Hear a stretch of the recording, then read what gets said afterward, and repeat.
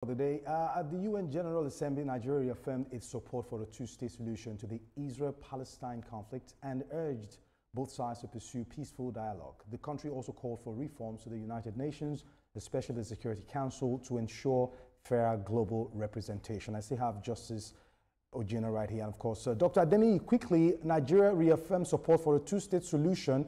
How consistent has this position been over the years? Because United States of America is not in support of this, and the 80th section of the United Nations General Assembly that is held in United States of America this year, you can see that there is more voice moving towards a two-state solution. Now, what has happened is that most countries, because of the use of the internet and social interaction, the younger generation across countries have begun to advocate for, a ceasefire, a two-state, solution for, Palestinians and all that. This implication is that even governments that do not want to toe this line, they do not have a choice, because the younger generation, people are mobilizing, they are protesting, protect Gaza. It's become a worldwide issue to this end. But for the fact that United States of America still has a veto power, and they, as that vote, they are still, supporting Israel.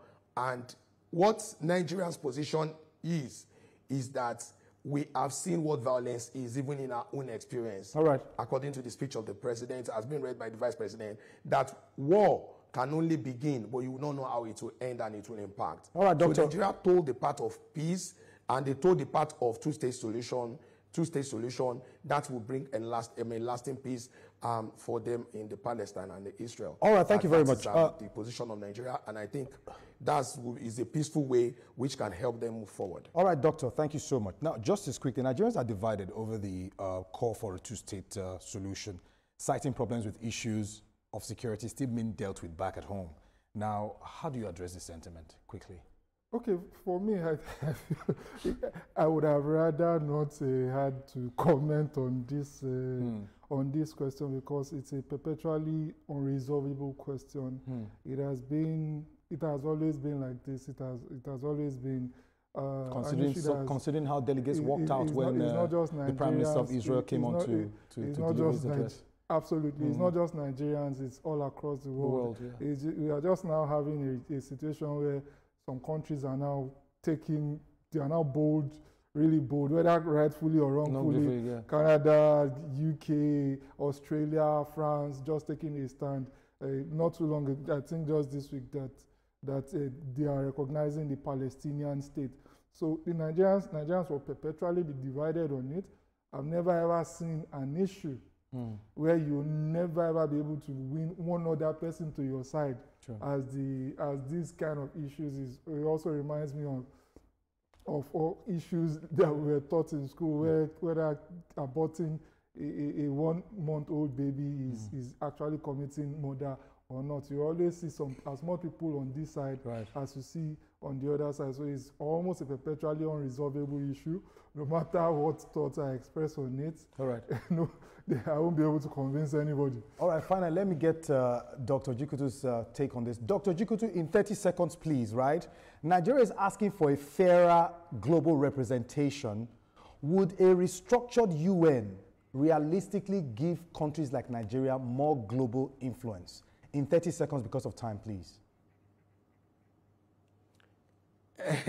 Okay, I didn't get your question so well, but what will give Nigeria more global visibility? I'm saying would a structured UN actually give Nigeria a more global influence? Would they really give Nigeria that representation they seek?